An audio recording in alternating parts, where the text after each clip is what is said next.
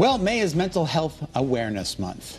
And this is the time to raise awareness for those living with mental or behavioral health issues and to reduce the stigma of mental and emotional illness. Some say we should just call this brain health. Dr. Laura Saunders from the Institute of Living is here to talk to us about this more. Hey, Doc, how are you? Hello, and happy Wednesday. Happy Wednesday to you as well. It's our free therapy Wednesday. We're checking in.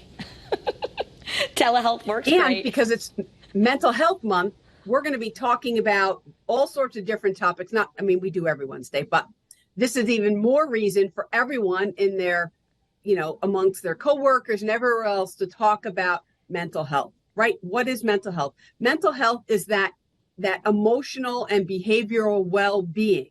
And so often people don't talk about mental health or mental health difficulties because it's not something physical, right? If you have an infection on your arm or your finger's broken or you're having a problem with your heart, you think that those things are easier to talk about. But, the stigma is that set of negative beliefs about people who have mental illness, and it makes it really hard for some people to open up. And yet you're telling us 1 in 5 Americans lives with a mental health condition. It's not that it's uncommon, right?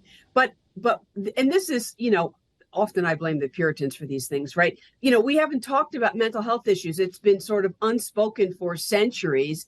And now we have to undo a lot of the stigma, which stigma is basically just discrimination, right? You fear being discriminated against because of something that really you don't have a lot of control over. Yeah. So we're always trying to reduce stigma.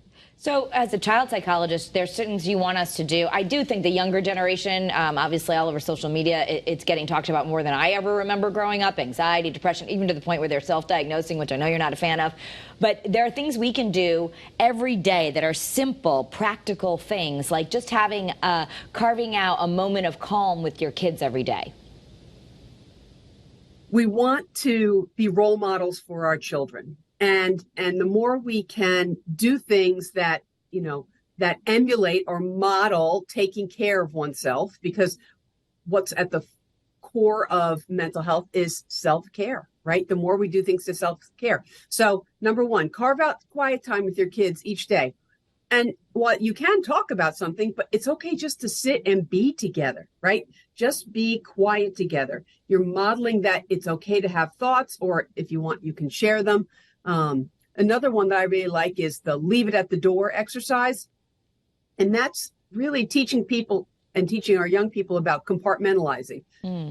While you can talk about your feelings wherever you go, you don't necessarily want to carry over, and this goes for adults too at work, right? You don't want to carry over the frustration or the aggravation or the anger, right? You don't want to carry those emotions over. You want to deal with them where they're at, or you want to talk about them, but you want to learn to compartmentalize them so that it doesn't spill over into everything else in your life. I just love this. There is no physical health without mental health.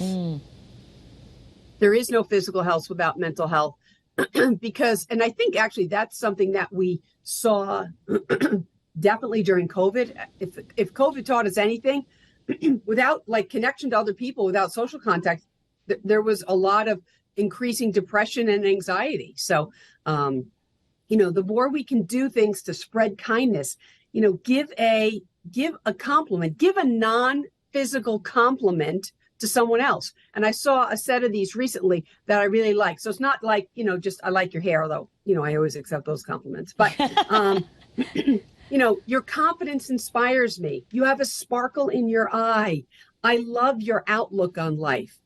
You are strong and resilient. Those kind of compliments are not necessarily about how you look or your physical appearance, but they're really about seeing someone and giving someone that positive energy. Scott, we love how you make us laugh every day. Kara, you look amazing today. No, it has to be non-physical. Oh, Kara. Non-physical. I like how you think. Oh, thanks. You are a good friend, Kara. Kara, you are a good friend. See, we're modeling. Thanks, Doctor. We're going to have Dr. Saunders on Kara's Cures for a deeper dive, talking about ways we can really support Mental Health Awareness Month and in our own families every day. So thanks for being here.